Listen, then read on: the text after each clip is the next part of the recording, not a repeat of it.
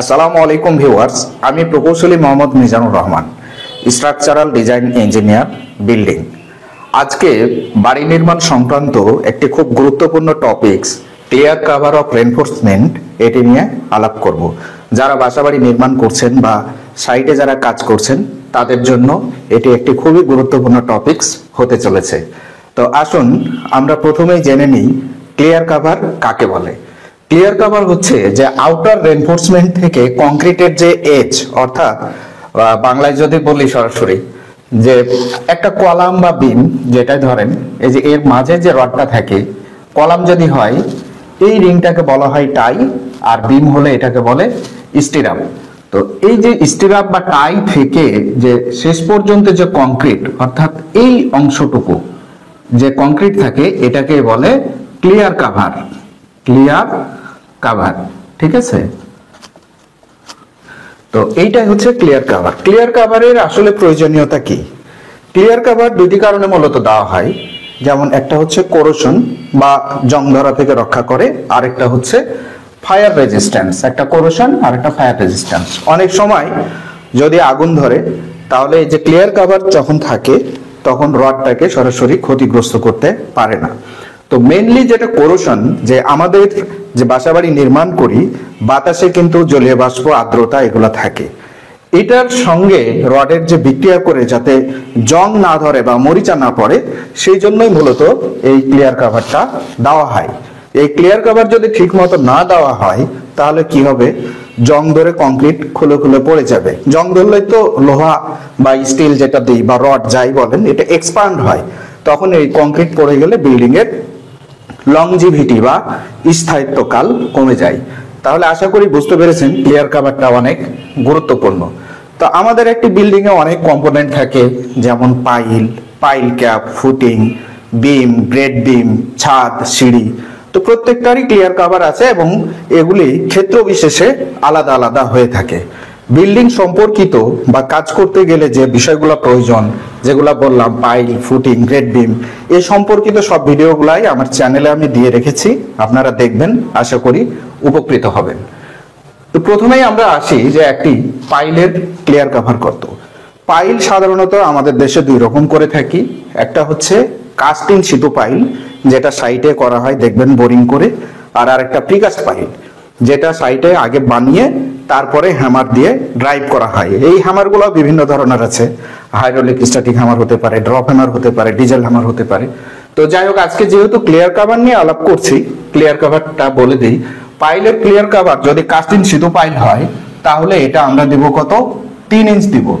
Casting Sidhu pile কোনগুলা, যেমন casting Sidhu pile 18 inch হতে পারে, যেমন এরকম একটা গোল সার্কেল, যেগুলা 20 ইঞ্চ হতে পারে, 24 ইঞ্চ হতে পারে। তো 3 ইঞ্চ ক্লিয়ার কাভার দেওয়া মানে যদি একটি 18 ইঞ্চ পাইল হয় তাহলে পরে 3 3 6 বাদ দিলে মাঝের অংশে যে খাঁচাটা থেকে সেই খাঁচাটা তখন কিন্তু হবে 12 ইঞ্চ। প্রিকাস্ট পাইলের ক্লিয়ার কাভার আমরা কত দিব, যেগুলো আমরা সাইটে আগে বানাই, বানানোর পরে 28 দিন কিউরিং করার পরে তখন এটাকে ড্রাইভ করা হয় বা বসানো হয় বা মাটির ভিতর ঢুকে দেওয়া হয়। তো এই প্রিকাস্ট পাইলের ক্লিয়ার কাভার গুলো আমরা 1.5 থেকে 2 ইঞ্চ দেব। এরপরে আসি পাইল ক্যাপ। পাইল ক্যাপের ক্লিয়ার কাভার বলতে গেলে আগে আমরা এইটা, যেমন একটা পাইল ক্যাপ গেছে এখানে দেখেন, এই যে পাইল ক্যাপ যেটা করা হয়, পাইল করার পরে কি করা হয়, মাথা ভাঙা হয়। মাথা ভেঙে আমরা কি করি, নিচে সিসি বা এইটা মনে করেন সিসি, এই অংশটা বা সোলিং যেটাই করি, কিন্তু এখানে যেটা করতে হবে, পাইলটা সিসি থেকে এই পাইলের টপ মাথাটা মিনিমাম 3 ইঞ্চ থাকতে হবে, এইটাকে বলে এমবেডেড। আর ঠিক এইটার এই পাইলের টপ থেকে এই রডটা থাকতে হবে মিনিমাম 2 ইঞ্চ থাকতে হবে। তাহলে এখানে পাইলের ক্লিয়ার কাভার কত হলো, সিসি থেকে 3 আর 2 যোগ করলে 5। এটা কিন্তু শুধুমাত্র বটমে, তাই এখানে দেখেন পাইলের বটমের ক্লিয়ার কাভার হচ্ছে মিনিমাম 5 ইঞ্চ, সাইডে 3 ইঞ্চ। সাইডে বলতে এই যে সাইডে যেখানে রড যদি ছাড়ি এখান থেকে পাইল ক্যাপের সাইড, এটা থাকতে হবে 3 ইঞ্চ। আর টপে যদি রড থাকে, অনেক সময় পাইল ক্যাপে টপে রড থাকে পাইলের ডিজাইনে, তাহলে টপে আমরা দিব কত, 2 থেকে 2.5 ইঞ্চ।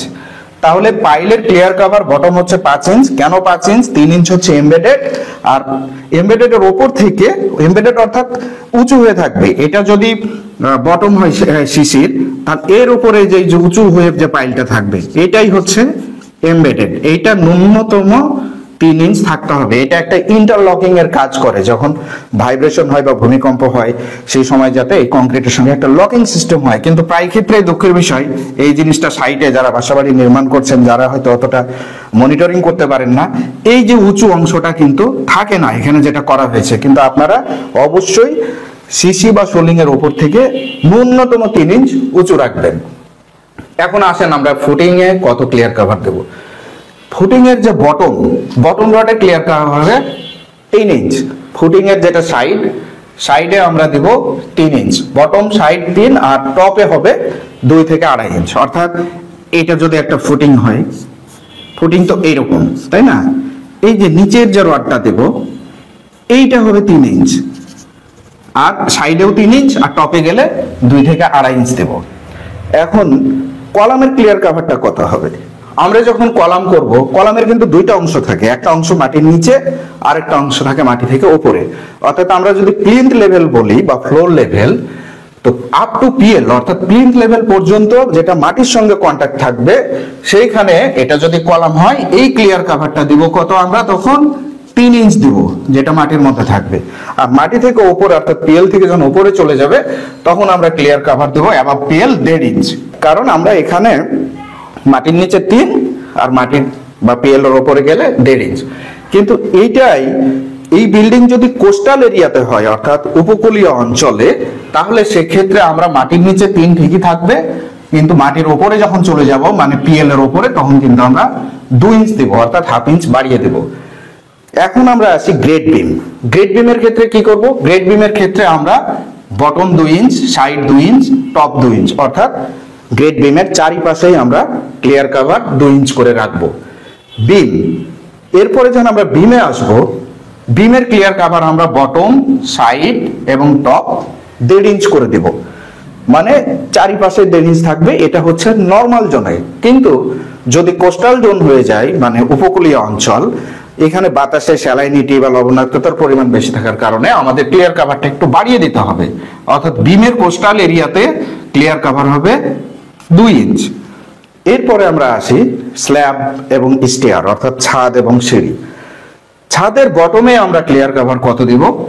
মিনিমাম 3-4 ইঞ্চ থেকে 1 ইঞ্চ, অর্থাৎ 1.5 ইঞ্চ থেকে 1 ইঞ্চ। 1 ইঞ্চ দেওয়াই ভালো। এবং ওপরের যে রড ছাদের সেটাও আমরা 1 ইঞ্চ দিব। এইটা মনে করেন একটা ছাদ আঁকানো হয়েছে, এই যে নিচের রড এটা বটম স্ল্যাব, এইখান থেকে এইটুকু এটা আমরা দিব 1 ইঞ্চ নিচে, আর ঠিক উপরেও ক্লিয়ার রাখবো কত? 1 ইঞ্চই রাখবো। এটা হলো স্ল্যাব এবং স্টেয়ারের ক্ষেত্রে। আর আরেকটা জিনিস হচ্ছে আন্ডারগ্রাউন্ড ওয়াটার রিজার্ভার, অর্থাৎ যে পানির আমরা ট্যাঙ্ক বানাই মাটির নিচে। মাটির নিচে যদি পানির ট্যাঙ্ক বানাই সেক্ষেত্রে আমরা ওয়াটার ফেস, অর্থাৎ এটা যদি একটা ট্যাঙ্ক হয় মনে করেন, এই চলে গেল, এর ভিতরে মনে করেন পানি থাকছে, তাহলে ওয়াটার ফেসের দিকেও আমরা 2 ইঞ্চ দিব। আর বাইরের দিকে তো যেহেতু এটা মাটির নিচে, এইখানে কিন্তু মাটি থাকবে, এগুলা মাটির কন্টাক্ট, এইখানে আমরা 2 থেকে 2.5 ইঞ্চ দেব। তাহলে আন্ডারগ্রাউন্ড ওয়াটার রিজার্ভারের জন্য পানির দিকে 2 এবং মাটির দিকে আমরা 2 থেকে 2.5 ইঞ্চ দেব। কিন্তু এখানে একটা উল্লেখযোগ্য বিষয় হচ্ছে, যখনই আমরা আন্ডারগ্রাউন্ড ওয়াটার রিজার্ভার যেখানে পানি থাকবে এই সব জায়গাগুলোকে প্লাস্টার করে এনসিএফ করে দেব, নেট সিমেন্ট ফিনিশিং, তাতেও আপনার আরো কিছু বেড়ে যাবে, দেখা যাবে যে তখন এটা 2.5 ইঞ্চি হয়ে যাচ্ছে। তো ভিউয়ার্স, আশা করি বুঝেছেন যে ক্লিয়ার কভার কি, ক্লিয়ার কভারের গুরুত্বটা কি, কেন দেওয়া হয়। এই ক্লিয়ার কভার কম থাকার কারণে দেখবেন অনেক সময় ছাদের নিচে ক্লিয়ার কভার কম আছে, দেখা যাচ্ছে যে ফেটে ফেটে পড়ে গেছে, রডগুলা দেখা যাচ্ছে। এই জিনিসগুলা কিন্তু ক্লিয়ার কভারের জন্য ঘটে। তাই ক্লিয়ার কভার খুবই গুরুত্বপূর্ণ জিনিস। এই বিষয়গুলো আপনারা যে ব্লক আছে, সিসি ব্লক কেটে যথাযথভাবে কিউরিং করে দিবেন। অনেক সময় ঠিকমতো কিউরিং না করে দিলে কি হয়, দেওয়ার পরে সাথে সাথে ফেটে যায় বা গুঁড়া গুঁড়া হয়ে যায়। তো ক্লিয়ার কভারের ব্লকগুলো অনেক সময় কিনতেও পাওয়া যায়। তো এইটা যে ব্লকগুলো দিবেন আপনারা ছাদে, এই যে নিচের যে জালি, এই সব জায়গাগুলো সিসি ব্লক ব্যবহার করেন। কিন্তু এই 2 রডের লেয়ার, এই ক্ষেত্রে সিসি ব্লক ব্যবহার করার দরকার নাই। আপনারা 10 মিলি রডের চেয়ার ব্যবহার করেন, প্রয়োজনে এইভাবে দিবেন। এই সম্পর্কিত একটা ভিডিও আমার দেওয়া আছে যে কিভাবে চেয়ার ব্যবহার করতে হয়, কারণ এত বড় বড় কংক্রিট ব্লক ব্যবহার না করে আমরা শুধু নিচের গুলা 1 ইঞ্চ করে ব্লক ব্যবহার করলাম, আর এই ধরনের চেয়ার ব্যবহার করে যতটুকু আমার গ্যাপ দরকার সেই পরিমাণ গ্যাপ করে নিলাম। তো ভিউয়ার্স, আশা করি বিষয়টি ক্লিয়ার হয়েছেন, এবং এই ধরনের টেকনিক্যাল ভিডিও পাওয়ার জন্য চ্যানেলটিকে সাবস্ক্রাইব করে রাখবেন। আপনারা সুস্থ থাকুন, ভালো থাকুন, এই কামনায় আজকের মতো বিদায় নিচ্ছি। আল্লাহ হাফেজ।